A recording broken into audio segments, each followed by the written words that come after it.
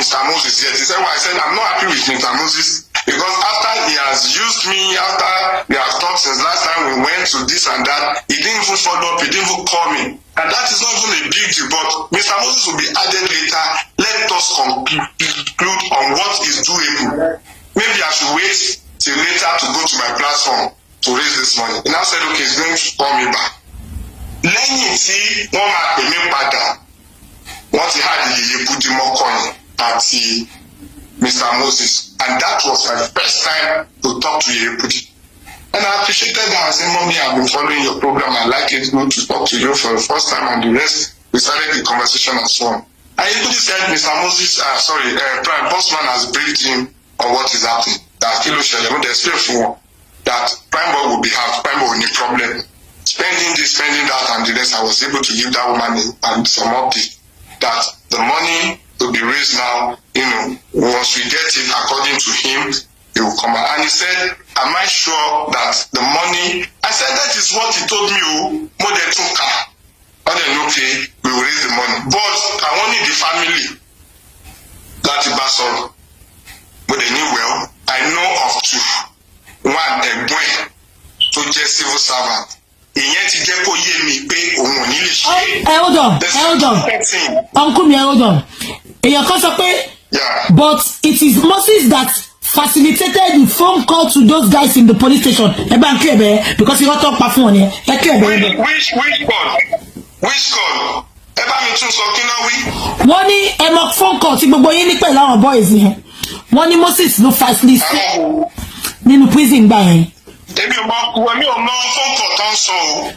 Okay. Pẹ̀lú àwọn boys èmi àti wọn ò ṣe phone call kankan pẹ̀lú wọn speaking pẹ̀lú wọn. Ẹ̀yin ò bá wọn ṣe phone call yẹn. Okay, now wọ́n ní Moses ló facilitate. Wọ́n ní Moses ló èmi ò mọ ọkọ tó ń jẹ́ facilitate. Moses ò mọ spending from anywhere. Yes. Èmi ni mo mú Moses lọ fún access mi create way fún Moses. Moses ò mọ bó kò lè dábẹ̀ yẹn wọ̀ kí ló fẹ́ pè rẹ̀. God bless you. Ẹ má sọ̀rọ̀ yín lọ. Kémi tó dé ibẹ̀ yẹn, kémi tó ní access sí ibẹ̀ yẹn, Mama Prime Boy has to introduce me to the IPO before I can even, penetrate to get other things done there. Mama Prime Boy mú èmi dání first ever time tí màá kọ́kọ́ débẹ̀. Okay, mo fẹ́ jẹ́ ti kankan sí ẹ dúró ṣẹlẹ̀ pé phone call kan wà ẹ jẹ́ ká là á ṣẹlẹ̀ because àwọn èèyàn type ẹ̀gbọ́n mo dẹ̀ fẹ́ ká clear bẹ̀ yẹn ṣẹlẹ̀ pé phone call kan wà tán ní Yeye Kudi àti olè ẹlẹ́nu tọ̀kù olóyìnbó sọnù yẹn Bossman tó ṣe pẹ̀lú àwọn boys yẹn tó sọ pé wọ́n tún àwọn àṣírí kan ta ló pè wọ́n ta ló pè wọ́n spelling tó fi bá wọn Kudi tó ní Moses ló facilitate ẹ̀ ṣé Moses ni. Ẹ wo bí ẹ jẹ́ kí n sọ fáàtì kan fún yín tí ẹ̀ ń gbọ́ mi. Moses, Yeye Kudi àti spending wọn sọ anything lórí fóònù bóyá lẹ́yìn ìgbà tọ́rọ̀ owó wá ṣẹlẹ̀ tán fẹ́ gba owó padà torí àsàtàná mo sì ń gbọ́ information yìí pé wọ́n ṣe group call. Westo no ẹ jẹ́ kí n gbé yín débẹ̀. Okay. Calm down bàbá mi o, you know me, I'll be straightforward. Mi ní feedback on boko. About 2 weeks or 3 weeks ago, Yeye Kudi ṣe show. Wọ́n ní àwọn Bossman àtàwọn kan mi rántí. Wọ́n ní wọ́n bá nurse spending àti kilo kabo boy Prime Boy wọ́n náà bá wọn sọ̀rọ̀ nínú prison. Ipe Moses. Ẹ má yẹ ká lọ́ọ̀gẹ̀ ẹ jẹ́ kí n ṣe báyìí ẹ jẹ́ kí n ṣe báyìí kí n dà yín lánàá. Maybe after I dropped the number to Mr. Moses. Maybe. Okay. Maybe I don't know. Okay. Maybe. Okay. I was never in a group call with any of them with spending. Okay. But I use my access to take Mr. Moses to the prison reason because he was saying that he's representing a law firm, he's representing a minister, he's representing a Amnesty International, this and that and so on, not knowing that he was just an agent representing some Westo ti ṣàlàyé sìn. Westo no fún Moses ní number. So yeah, we couldn't spoke with them, I know. But Westo seen there. I can screenshot my conversation when I drop the number to Mr. Moses and the other number I can send to you. That's one. Two is that Mr. Moses never on his own went to Panti to see what is it called? Spending on anybody. It will never be allowed him. Because there is no way he will. The reason why he was able to have further conversation with Spending after the day ni pé Spending rí mi kó rí pẹ̀lú mi ó rò wípé èèyàn bí tèmi because Spending ó ti yé mi. So ó dàbí wọ́n lò fún Spending bẹ́ẹ̀ yẹn ni tó fi ṣe group call yẹn. Spending ti rí pé èèyàn bí ti yín ni tóun lè open fún ó ti yé mi. Tóun lè open up fún maybe but I will still confirm from Spending bóyá wọ́n ṣe group call pẹ̀lú ra wọn rí tí èkúdú wà if I will ask I don't know. Now ẹ jẹ́ kí n tún clear this side fún yín ṣe ń gbọ́ mi. Ṣẹ́rí Mr. Moses pẹ̀lú ọ̀tẹ̀ ń sọ yìí mo ṣẹ̀ṣẹ̀ ń sẹ́ǹsì ẹ̀ ní omi òró débẹ̀ tẹ́lẹ̀ o. Ó possible lẹ́yìn ìgbà tí èmi àti ẹ̀ ta lọ síbẹ̀ tó padà tó ní nọ́mbà ó possible kó ti lọ blab fún wọn òun ti wọbẹ̀ yẹn ìgbà ti ṣẹlẹ̀ àwọn ti ṣẹlẹ̀ òun ní access. Bóyá òun náà ló fà ló fi lọ rówó gbà jáde lọ́wọ́ bàbá Mohbad láti máa nóhùn fi ń ṣe rán nàrà ní fún wọn. Ẹ jẹ́ kí sáré kọ́ mi bẹ́ẹ̀ ẹ jẹ́ kí sáré kọ́ mi Westo hold on mo ti rántí nǹkan tẹ̀ sọ ìsìn ṣẹ́rí gbà ìjọ tèmi pé Moses ló lè tí mo cast ẹ̀ ṣọyẹ yín mo rántí pé èyí kú ní sọ lórí chat wọn pé àkó ń ṣọlẹ o ipò òun ló fáwọn access láti bá àwọn boys yẹn sọ̀rọ̀ ipò èèyàn ńlá ni èèyàn gidi ni. Ṣé ẹ mọ̀ wípé nǹkan tí kò yé yìí kú di èmi gan ṣẹ̀ṣẹ̀ ń sẹ́ǹsì ni. Ṣé rí máa sọ àwọn nǹkan kan nísìnyí sẹ́ mi ìfẹ́ sọ̀rọ̀ tẹ́lẹ̀ ti ṣí mi lẹ̀ ti fẹ́ kí n sọ̀rọ̀ àwọn. Ẹgbẹ́ wa débẹ̀. Now ṣé rí nígbà tí Mr. Moses tí ó bẹ̀rẹ̀ issue òun fẹ́ bá wọn sọ̀rọ̀ fẹ́ ṣe gbàṣà bí èmi sọ kankan fún mi mo wish kó wà lórí ikọ́ yẹn. Ó ní wípé òun ò trust in mind yìí o. Mo ní really. Mo ní bọ̀bí ìwé tó fi sọ̀rọ̀ tó fi lè ní ìkàlẹ̀ àbílẹ̀ kó òun fẹ́ wá sí corona inquest. Corona inquest dẹ̀ wọ́n jẹ́ cancel ẹ̀. Ó wá fi òkò kan pẹyẹ méjì. By saying rather than going back to Abuja, jẹ́ kóun kúkú fi òkò yẹn rí bàbá Mohbad. Bàbá Mohbad jọ wà available. Kóun wá tún fi yẹn rí prime boy. Àti àwọn tó wà ní sẹ́ẹ̀ pé èmi feel wípé I'm looking for my own within my own space, my own spirit pé èèyàn tó fẹ́ ṣe lè kó má jẹ́ wípé ó ní good intention èmi máa ń tètè fọ́ fún energy èèyàn torí máa ń concentrate lórí positive things ni. So mi ò kí máa really create time láti máa check èèyàn pé èèyàn burúkú léyìn mi I don't have time for it. But táwọn èèyàn bá ṣe ó máa ń surprise me because from this conversation now it is obvious that Mr. Moses has gone to tell those people that he has gotten access, he's been communicating. So the call that you were talking about, it is possible that they had that call, but not with me. That call must have been after Mr. Moses was able to get the access. Okay. To that number. Okay. I can screenshot the number to you. I can invite my PA to tell you how he has tried to get some those information from my PA. Now let me go ahead. Nígbà tí mo wá pe bossman lọ́jọ́ yẹn tí wọ́n gbé Yèyékúdí wọlé tí wọ́n sọ wípé okay they need the family number. Mo sọ fún wọn straight away mo ní 2 family ni mo mọ̀ ẹ̀gbọ́n ẹ̀ tó ń gbé lẹ́kọ̀ọ́ tó jẹ́ civil servant. Another one tó ń gbé ní what is it called Òṣogbo sister same father same mother Mr. Moses. I said don't add Mr. Moses yet. He said well I said I'm not happy with Mr. Moses because after he has used me after we have talked since last time we met at Ikeja inside the secretariat in Express. He was there before I arrived there because of nothing meeting there. When I saw him, I greeted him. He explained pleasantries and the rest. Okay, good. What happened? Said he has interest in the case, in the matter. They've been monitoring since, blah, blah, blah. So we're trying to reference, he was trying to reference the call, initial calls and the rest. More than kilo shelebai. Only shall read Baba Mohbad. I don't call Baba Mohbad anyhow. I call when I need to get information, and I don't call just for trivial things. If you need to see him, is he aware of you? Is he aware you want to come? He said, Kima worry, Kinsha Mobitongo, I could do or something. Anyway, initially, I would have been on my way to Panti, but let me call Baba Mohbad first. And I called the man. The phone was on speaker. Baba was on transit in a noisy place. And Baba said, Westo, if you want to see me, let it be weekend. I'm not around, I'm not available now. You can hear noise. I said, Mo go ariwo. Pay bitewa o ariwo pombe. She favor come for me. She weekend she ma available. Oh no, ma available. Monyoke no problem. Money, Mr. Moses, can you hear? You can't see Baba. So what next? Me, I want to be on my way to Panti. He's feeling reluctant that whether we should go or not. By the end of the day, we agreed to go together because a mini schedule for that day. When I visited Panti, I called my PA to meet me there. PA at Mr. Moses Akpadembe at the Wally. Even before we enter, you will see this strange approach of King Kori or King Constraint Senior. And when I talk to the necessary people, and because some of them already know me, they know my presence there. So I greeted, I enter, and with Mr. Moses. Ibeni Mr. Moses is in Makokori prime boy artist for the first time. And he was even discouraging me at a point. When I sensed why he was doing that is because he doesn't have an identity to approach the place.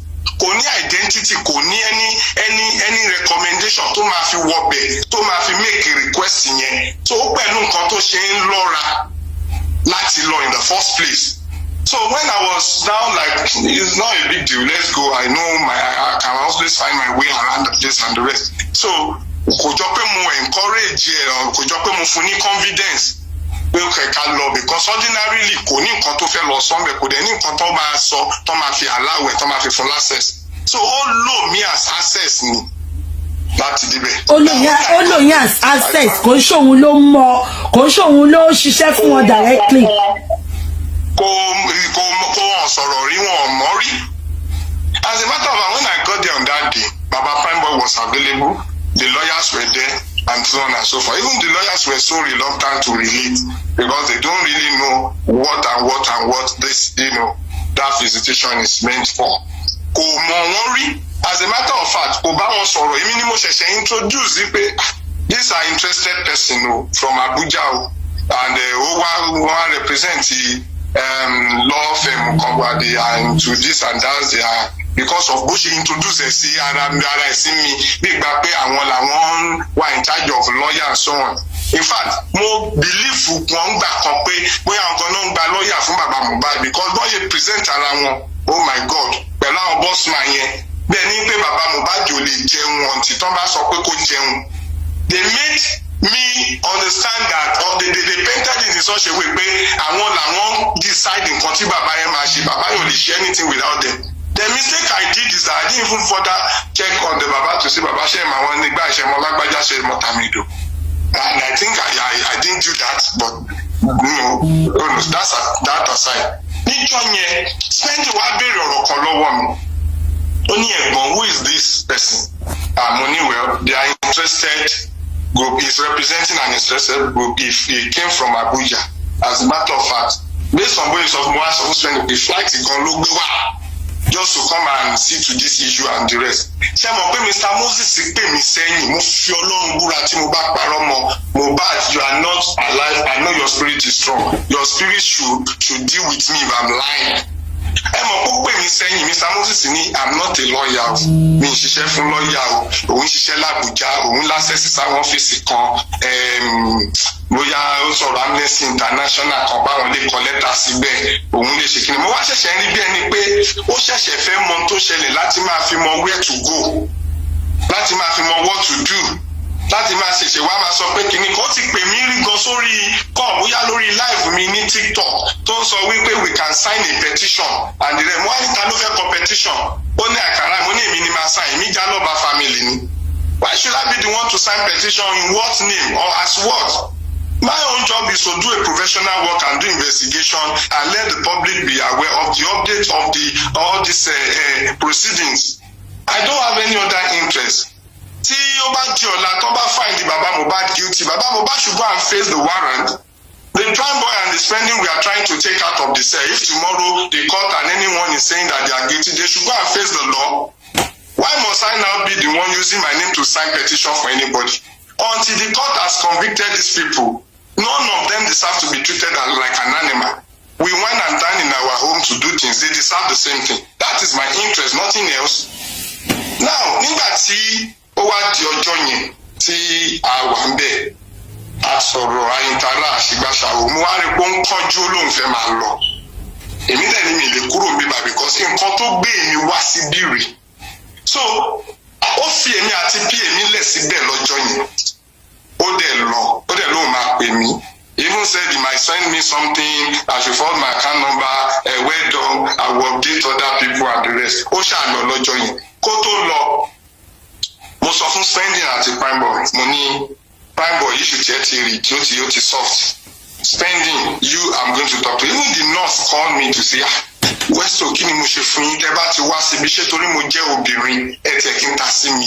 Tẹ́ bá ti rí spending àti prime boy báyìí, ẹ kàn máa ignore mi. Mo ní no, it's not like that. Only just hold on. And then interaction as I don't need to say that online. Yeah, don't try. I don't need to say that here. You understand? The nurse then said, and he gave me the number and two of her friends' number, saying that in case I'm trying to talk to her and I'm not getting anything, they're not getting her, I can talk to her friends. The two friends, I met one of the friends later, and the other friend, I remember I called her and I noticed she was busy, but because I don't have too much to do with them, I don't do some cheats. I just let go. Now, when I was talking to the nurse, Mr. Moses was telling me to leave the nurse, not to talk to the nominee. Well, your job is not my job. I know what I'm doing.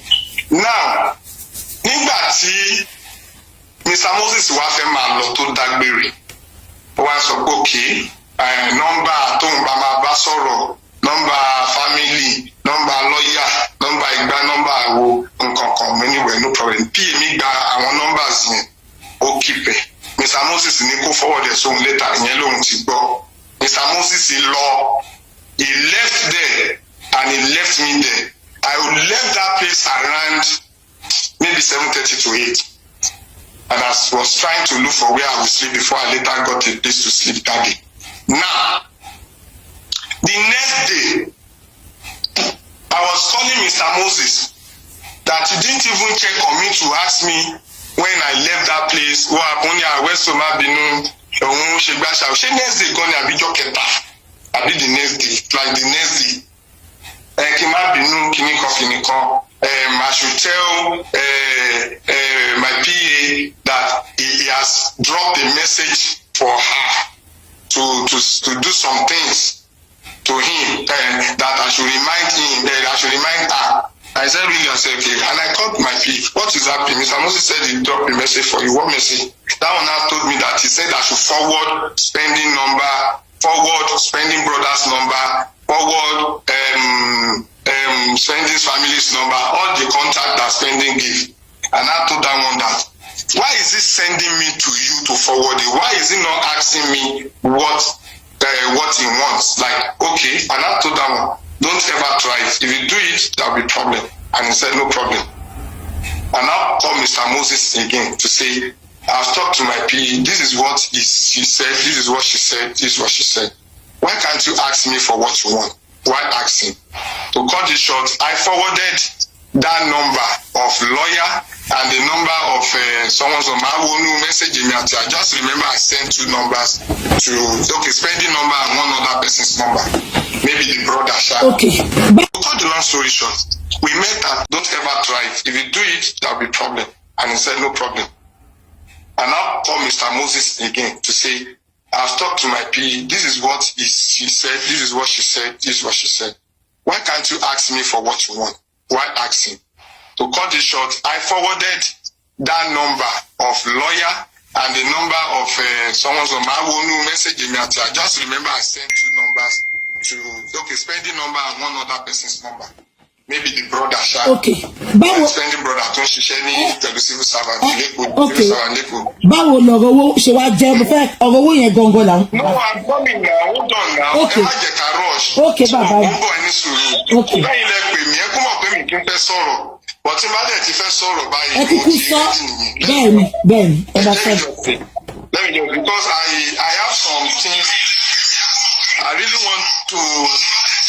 Okay, ó dákẹ́ clear because tẹ́ bá clear integrity èèyàn mọ́tò láyé image èèyàn jẹ ni because ó lè yẹn lọ a long way gan nǹkan tó ń ṣe ni mo ṣe pé yín nìyẹn. Long story short, this is how Mr. Moses got to know how to spend this number. So now cut the long story short, after that day, I've not been talking to Mr. Moses. He didn't call me. I think there was a time I missed his call. There was a time I called back. He didn't also, pick my call. We used to miss our call until I decided not to say anything and talk to him again. Maybe because he said he's going to appreciate me that day that he didn't know. Maybe because he said because of the fact that I gave him access and the rest. I don't know. I just let go. Now, to cut the long story short, that information that is happening between Spending and Mr. Moses, I don't know. But maybe because they've been having conversation, he's now getting back to his people that he has been interacting with Spending. And he's the one like trying to talk to Spending. The day I took Mr. Moses to Panti to use my access to enter Panti to see Spending was the 3rd time I will be in Panti on the case of Prime Boy and Spending. Ìwọ tó ṣe lọ rí wọn lọ́jọ́ kan ẹ̀kẹta tèmi máa lọ rí wọn lọ́jọ́ nìyẹn. You understand what I'm talking? So because ó ti sọ fáwọn kan bí gbà pé òun lòun lọ síbẹ̀ òun lòun ṣe gbàṣàwo. I remember someone once told me wípé Mr. Moses created access for me kìíní kan ní Mr. Moses. Èmi máa ti ń ṣiṣẹ́ tèmi kí Mr. Moses gan tó mi ìmọ̀ gan bossman gan ló pè mí ló wà ní gbogbo sórí kọlù. I don't even know how bossman got my number, but that is just by the way. To continue as in to wrap up because long story ni conversation yẹn ti pẹ́ gbogbo wo sọ̀rọ̀ mọ́ relate mọ́ until ọjọ́ tí Prime Boy fẹ́ jáde lọ́jọ́ tí Prime Boy fẹ́ jáde about 2 weeks ago if not more than ó yẹ kó ti jáde ní 3 days before ọjọ́ tó jáde there was a delay. Okay. Since there was a delay, let me hold on to the day till Prime Boy my daddy King Kufi live. I don't just want to be going live, and people will be asking me what happened, and I'll keep saying Oshiwambe. King Kubaja 1 week, take. For that 1 week, I will not even go to do live. I won't go to TikTok, I won't talk anywhere. I just want this guy to daddy. And I've been telling my people that we are going to be happy and celebration. And what is our celebration? We pay Wahala Ujasason. So that day, he just chatted me and said, bro, I think today will be today because yesterday we had a battle about my bill, like my release warrant. And I said, really? And immediately Spending updated me to say, bro, Prime Boy is about to go out, so please don't forget about me. I said, no problem. And I engaged Prime Boy, what's going on? We started talking. And I was so available to follow all the process from A to Z. And at the end of the day, when I was waiting for Prime Boy to check out, I was already thinking that Oroti Spending so shocked me because only I will be left alone here. And it will not be good. Go out with me, Nikon. Along to shit me, to shit to loan for Prime Boy, to shit Prime Boy. She no, loan for me. And I replied that guy immediately. Money Spending. Money try understand me. Timba lossy page me missing. And I started raising money again.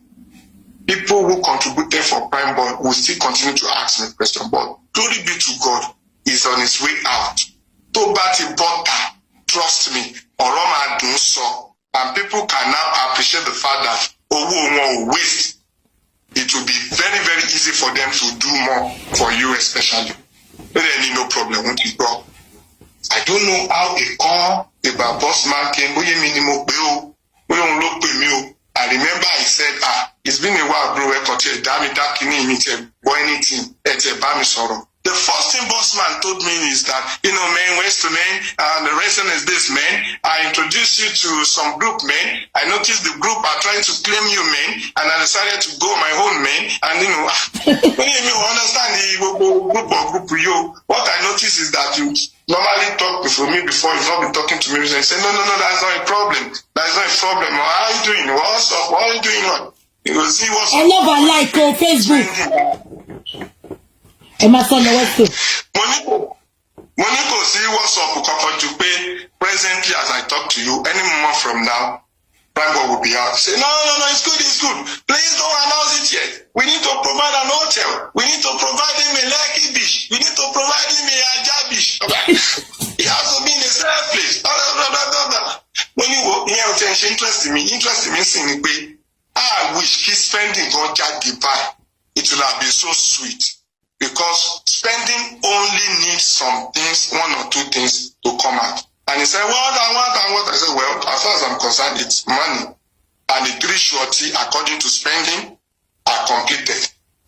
And for those 3 shorty to complete all that they need to do, he needs money. And he said, like, how much? And I opened my chat. I didn't open to him. I was reading from my chat because I don't want to miss any. I don't want to feel, I don't want to yokuru. And I was reading that based on my conversation with Spending said he needs like 2 million naira.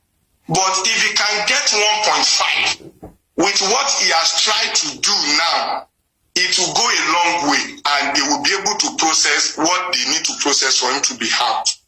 And he said 1.5. I said, based on our conversation, Spending said if he sees 1.5 with what he is expecting, it will be, about 2 million naira that will take him out.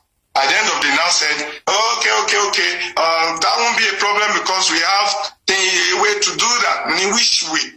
I'm only waiting for Prime Boy. This is not even a big deal for me. Within 30 minutes on my page, this money will be completed. But Okon touch me, ni pay.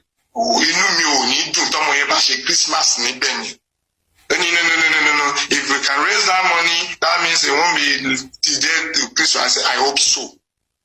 And I'm willing to go live as soon as Prime Boy is like, no, don't go out there. We need to protect him. No, they could unleash him. They could attack him. They could get him. They won't go attack him. Anyway, at the end of the day, he said, okay, he's going to do something. He added the lady. I think they called that lady Rhyme or something. And he asked me, should I add Mr. Moses? I said, don't add Mr. Moses yet. He said, well, I said, I'm not happy with Mr. Moses because after he has used me, after we have talked since last time we went to this and that, he didn't even follow up, he didn't even call me. And that is not even a big deal, but Mr. Moses will be added later. Let us conclude on what is doable. Maybe I should wait till later to go to my platform to raise this money. He now said, okay, he's going to call me back. Lẹ́yìn tí wọ́n máa pè mí padà, wọ́n ti had Yeye Budimo coin àti Mr. Moses. And that was my first time to talk to Yeye Budi. And I appreciated that. I said, Mommy, I've been following your program. I like it. Good to talk to you for the first time. And the rest, we started the conversation and so on. And Yeye Budi said, Mr. Moses, Prime Bossman has briefed him on what is happening. That Kilo Shele, when they explain for that Prime Boy will be out, Prime Boy will need problem. Spending this, spending that, and the rest, I was able to give that woman and some update that the money will be raised now, once we get it, according to him, it will come out. And he said, am I sure that the money, I said, that is what he told me, more than 2K. And then, okay, we will raise the money. But I wanted the family, Lati Basol, but they knew well, I know of 2. One, a boy, to just civil servant. Hold on. Uncle me. And I told them, don't ever try it. If you do it, there'll be problem. And he said, no problem.